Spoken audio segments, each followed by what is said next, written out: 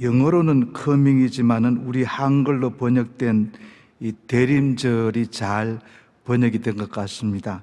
이 대림이라는 말은 두 개의 뜻을 가지고 있는 바 오는 것과 기다리는 것의 합성어입니다. 우리가 누구와 약속하여 만날 때 약속 장소에 먼저 도착한 사람은 지금 약속 장소로 오고 있는 사람을 기다립니다. 비록 약속을 했더라도 기다리는 사람이 있어도 올 사람이 오지 않거나 오는 사람이 있어도 기다리는 사람이 없으면 상호 만남은 결코 이루어지지 않습니다. 오는 사람과 기다리는 사람이 함께 있어야 만남이 이루어집니다. 기다림과 관련해서 7살 때 제 기억이 문득 스쳐갑니다. 제가 사는 면소지에도 오일장이 있었습니다. 저희 어머님이 새벽 일찍 오일장에 가시면서 햇볕에 말리기 위해 마당에 깔아둔 멍석 위에 널어둔 곡식을 닭이나 새들이 쪼아 먹지 못하게 제가 잘 지키면 큰 눕갈사탕 하나를 사오시겠다고 약속하셨습니다. 큰 눕갈사탕을 선물로 받는 신념으로 5, 6월 여름 땡볕 아래서도 땀을 뻘뻘 흘리면서 어머님께서 정해주신 바로 그 장소에 쪼그리고 앉아 온종일 곡식을 새들과 닭들로부터 잘 지켰습니다. 이것을 본 이웃 사람들은 저를 보고 아기 영감이라고 그렇게 놀려댔습니다. 해가 지고 어두워졌을 때 드디어 어머님께서 집에서 돌아오셨습니다. 그런데 어머님께서 많은 시장을 보시느라 정신이 없어서 눈깔사탕 사시는 것을 깜빡했습니다. 어머님의 빈손을 보고 너무나도 실망한 저의 모습을 보신 어머님께서 5일 후에 다시 다가오는 5일 장날에 눈깔사탕 2개를 사다 주시기로 약속하셨습니다. 2개의 눈깔사탕을 선물로 받기 위한 5일간의 기다림의 시간은 제 생애의 가장 긴 기다림의 시간으로 기억됩니다. 드디어 긴 5일이 지나서 마침내 생애 처음으로 큰 눈깔사탕 2개를 선물로 받아 한 주간 동안 빨고 또 빨고 또 빨아먹던 기쁨과 추억을 잊을 수가 없습니다. 우리 원로 목사님은 7년을 하루같이 오직 주님 신앙으로 목회하신 기다림의 신앙을 가지셨습니다. 우리 담임 목사님께서도 첫 자녀를 얻기까지 10년을 하루같이 기도하시고 마침내 귀한 새 자녀들을 선물로 받으신 기다림의 신앙을 가지셨습니다. 이 기다림은 해피엔딩이지만은 언해피엔딩도 있습니다. 해피엔딩은 기쁨과 감격으로 막을 내리지만은 언해피엔딩은 절망과 슬픔으로 막을 내립니다. 오랜 기다림 뒤에 반드시 좋은 결과와 기쁨만이 오는 것이 아닙니다. 오빠 생각이라는 우리나라 아름다운 동요가 있습니다. 그러나 서울로 간 오빠는 결국 비단 구두를 기다리는 여동생에게 돌아오지 못하는 것으로 끝나는 언해피 엔딩입니다. 듬북새 눈에서 울고 마지막 기절이 정말 슬픕니다. 서울 가신 오빠는 소식도 없고 나뭇잎만 우수수 떨어집니다. 많은 문학가들에 의하면 1969년도 노벨 문학상을 받은 사무엘 베게트가 쓴 고도를 기다림이라는 작품은 오랜 기다림 끝에 기다림의 대상이 오지 않을 경우 기다리는 자의 보상은 허무와 절망뿐이라는 무신론자들의 그 절망을 교훈하고 있습니다. 풀처상과 노벨상을 받은 해밍웨이는 노인과 바다라는 작품은 우리에게 익숙하게 알려지고 애독되는 작품입니다. 험한 파도와 풍랑 속에서 오랫동안 사투를 벌이면서 드디어 잡아 올린 큰 물고기는 고작 뼈와 지느러미와 앙상하게 남은 사체가 된 물고기였습니다. 늙은 어부의 오랜 기다림과 사투의 끝은 절망과 허무였습니다. 해밍웨이는 결국 자신을 총을 쏘아 극단적 선택으로 삶을 마감하게 됩니다. 우리는 오늘 본문 말씀 누가복음 2장 36절에서 38절을 통해서 아셀 지파 바누엘의 딸인 여선지자 안나의 대림절 신앙과 성탄절 신앙을 통해 은혜를 받고자 합니다. 기다림의 끝이 해피엔딩이 되려면 기다리는 자는 반드시 와야 되고 끝까지 오시는 분이 있어야 될 줄로 압니다. 성경 속에서, 교회사 속에서 하나님은 시건치 않으시고 약속된 시간에 약속된 곳에 때가 찰 때에 반드시 이스라엘 백성과 교회에 오셨습니다. 그래서 어떤 신학자는 하나님의 오심을, 하나님의 파루시아를 세 가지 형태로 구분했습니다. 첫째 파루시아는 우리 주님 예수님께서 육신의 탄생을 통해 베들레헴에 오심이며, 둘째 파루시아는 우리 주님 예수님께서 지금 교회의 시대에 성령과 말씀과 기도를 통해서 오심이며, 셋째 파루시아는 우리 주님 예수님께서 장차 세계 종말의 재림을 통해서 재림주로 오심으로 이해했습니다. 안나는 결혼하여 7년을 남편과 같이 살았는데 가부가 되고 약 84세가 되었습니다. 예수님 당시 대체로 여성의 평균 결혼 연령은 14세로 간주되어지고 있습니다. 안나가 가부가 되고 84세가 되었다는 말씀을 두 가지로 풀이할 수 있습니다. 남편이 먼저 죽어 마침내 가부가 되었을 때 84세가 되었다는 말씀인지, 아니면 14세에 결혼하고 7년이 지나 남편이 죽고 다시 84년의 세월이 흘러서 105세가 되었다는 것인지 말입니다. 어느 쪽으로 이해하든지 우리에게는 아무 문제가 없지만 대체로 성경학자들은 앞에 쪽의 이해가 더 자연스럽다고 합니다.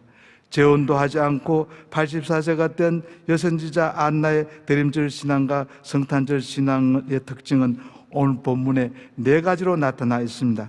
안나라는 이름은 한나처럼 하나님의 은혜란 뜻을 가지고 있습니다. 여선지자 안나의 대림절 신앙의 두 가지 특징이 누가복음 2장 37절에 나타나 있습니다. 여선지자 안나의 대림절 신앙과 성탄절 신앙은 성경 중심의 신앙, 교회 중심의 신앙이었습니다. 그녀는 성전 안에서 메시아의 오심을 기다렸습니다.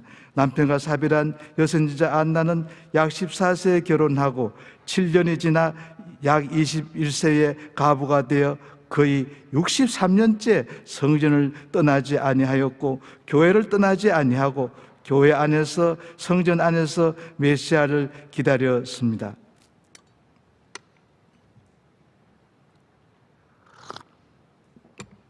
약 10년 전 제가 영락교회에서 장년부 성경공부 교사로 섬길 때 연말이 되면 낮예배 시간에 1년에 한 번씩 담임 목사님께서 특별 강구를 하셨습니다. 서울 도심 명동에서 외곽으로 이사가서 살고 있는 자녀들을 따라 서울 도심 외곽으로 이사하신 연로하신 권사님들은 교회를 매일 오고 싶어도 먼 거리에 교통도 불편하고 건강이 따라주지 않아서 아예 이불 보따리를 싸들고 지하 기도실에 오셔서 365일 주야장차 기도실을 차지하고 계셨습니다. 1년에 한 번은 대청소를 해야 하는데 지하 기도실이 권사님들의 이불 보따리로 꽉 차서 청소가 불가능하기 때문에 특별히 한 주간 동안은 이불 보따리를 집에 가져가셨다가 대청소 후에 다시 오시라는 특별 강구입니다. 여선지자 안나의 대림절 신앙은 성전에서, 교회에서 메시아를 기다리는 신앙이었습니다. 우리 신앙이 교회 중심일 때, 성경 중심일 때 안전합니다. 원로 목사님께서 자주 하시는 말씀대로 교회를 가지면 메시아이신 주님과 함께 모든 것을 다 가진 것이고, 교회를 잃으면 메시아이신 주님과 함께 모든 것을 다 잃는 것입니다. 왜냐하면 교회는 메시아이신 주님의 보혈로 사신받은 주님의 몸이고, 교회는 우리의 대림절 신앙과 성탄절 신앙을 키워주시는 우리의 유일한 어머님이기 때문입니다. 지금은 코로나 특수 상황이라서 어린이들과 일부 성도님들은 몸으로 직접 교회에 오실 수 없지만은 마음만은 다니엘처럼 하루 3번씩이라도 교회를 향해 기도하고 교회를 향한 마음이 더욱 간절해야 되겠습니다. 상황이 정상화되었는데도 비대면 예배에 익숙해져서 교회에 안 나가 성도, 곧 가난한 성도가 되어서는 절대로 안 되겠습니다. 여선지자 안나 대림절 신앙과 성탄절 신앙은 주야로 금식하며 기도하며 섬기는 신앙이었습니다. 구약 성경에는 일시적으로 특정한 시간이나 기간에 하는 금식이 있지만 여선지자 안나는 주야로 금식을 하였습니다. 창조법칙에 의하면 식음을 전폐하면 죽게 되어 있습니다. 하나님께서 창조법칙을 초월하시는 것처럼 보이고 간접적으로 허용하시는 것 두 가지가 있는데 바로 금식 기도를 명령하시고 순교를 허락하시는 것입니다. 금식 기도는 한 끼 정도 굶는 기도나 다이어트식의 기도가 아닙니다.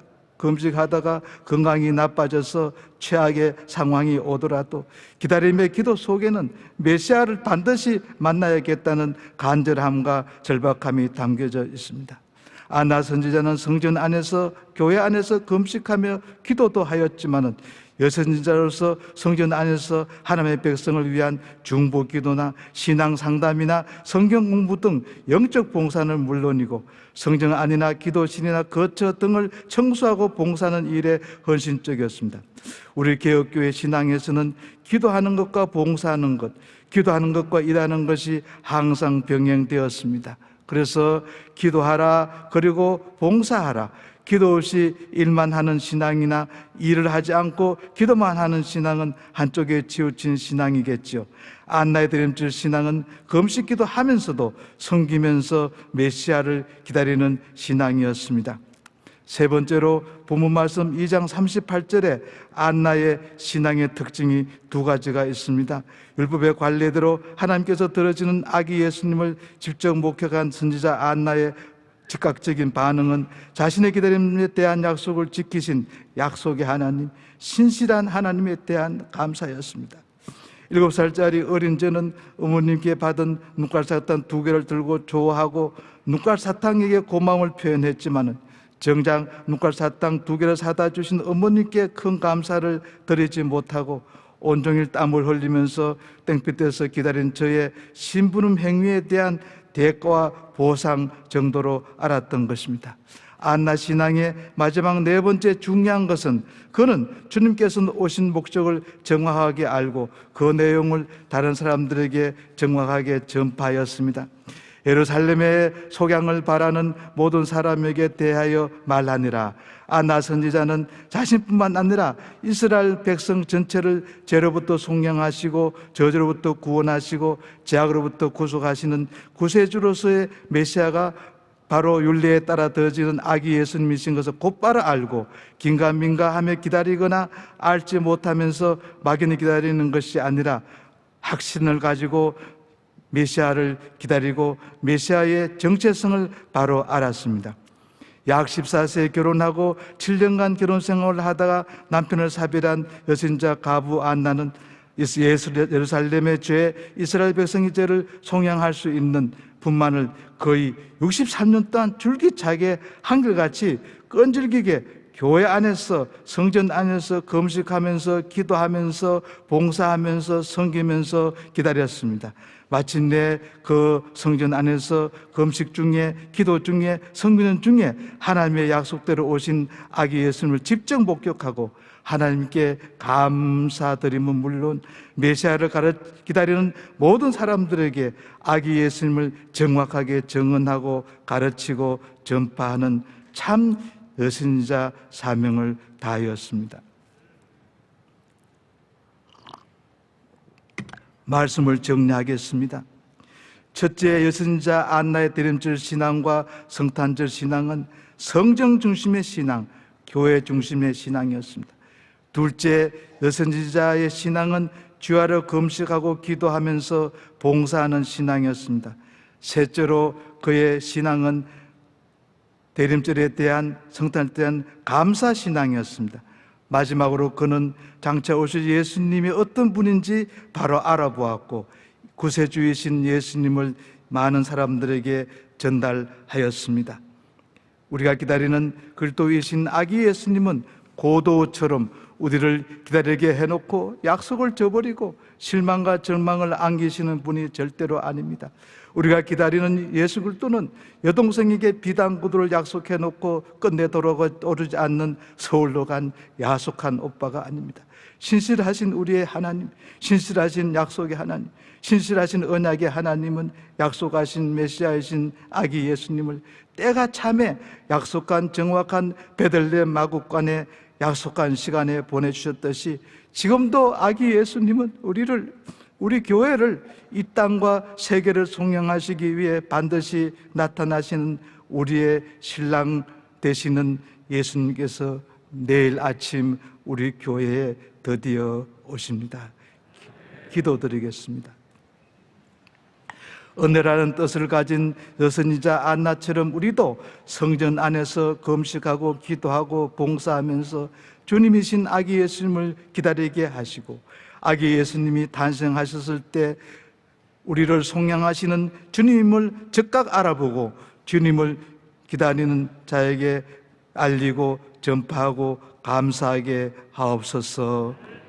예수님의 이름으로 기도드리오며 이제는 우리 구주 예수 그리스도의 은혜와 하나님의 사랑과 성령의 교통하심이 우리 교회와 세계교회와 온 세계 위에 함께 계시기를 간절히 축원하옵나이다. 아멘.